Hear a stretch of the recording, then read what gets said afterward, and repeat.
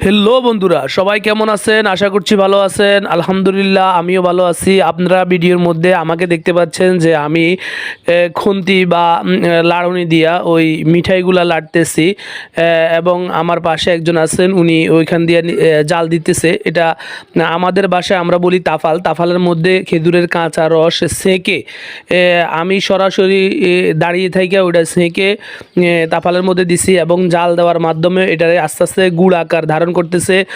ভিডিওর মধ্যে আপনারা দেখতেছেন আমি সরাসরি নিজে দাঁড়িয়ে থাইকা গাছি বাইদের মাধ্যমে গাছ থেকে রস পেড়ে ওই রস ছেঁকে তাফালে দিয়ে এবং তাফালে জাল দেওয়ার মাধ্যমে এটা লাড়ার মাধ্যমে গুড় তৈরির প্রসেসিং কার্যক্রম চলতেছে। আপনারা অনেকেই জানেন যে আমি অনলাইনের মাধ্যমে খেজুরের কাঁচা রস এবং খেজুরের গুড় বিক্রি করে থাকি।